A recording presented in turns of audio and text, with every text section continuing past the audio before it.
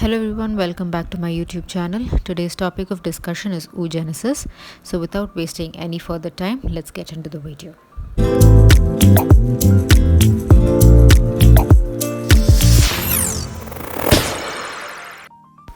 Now what is oogenesis? It is the process of maturation and differentiation of primitive germ cells to mature ova in the ovarian cortex. Diagrammatically, as you can see, this is the cross section of the ovary and the pink region which is shaded is the cortex.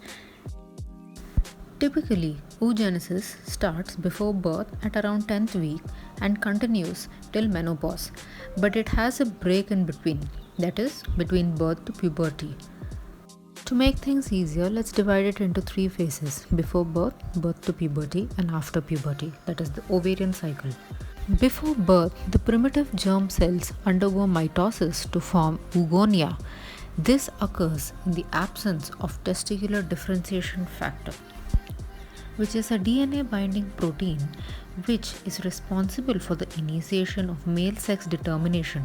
That is, only males will contain this factor and it will be absent in females. Before the 7th month, the oogonia continues to divide mitotically, giving rise to the primary oocytes. Between 7th month to birth, the formation of primordial follicles takes place, that is, the primary oocyte is surrounded by flat epithelial cells. The primary oocytes from the primordial follicles now get arrested in prophase 1 of meiosis 1. And also they start multiplying really fast. Make a note that these primary oocytes are still diploid in nature as they have not entered into the meiotic division.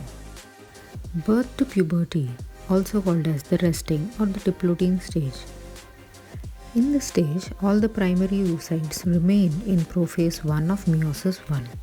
Make note that many primary oocytes are also getting degenerated.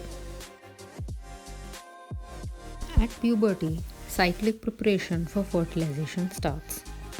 Now, the primary oocyte which was arrested in the meiosis 1, that is the prophase 1 phase, starts dividing meiotically to give rise to the secondary oocyte. Make note that the meiosis takes place with unequal division, that is, most of the cytoplasm enters the secondary oocyte and giving rise to another smaller body, that is the first polar body. The reason why we need this unequal meiotic division with maximum cytoplasm in secondary oocyte is because the secondary oocyte is the one that is going to further divide, giving rise to the future ovum. And this needs to have the maximum nutrition which will be provided by the cytoplasm. That is why we have to have maximum amount of cytoplasm present in the secondary oocyte. Now the secondary oocyte immediately enters the second meiotic cell division. The ovulation takes place while the oocyte is in the metaphase and the secondary oocyte remains arrested in metaphase till fertilization occurs.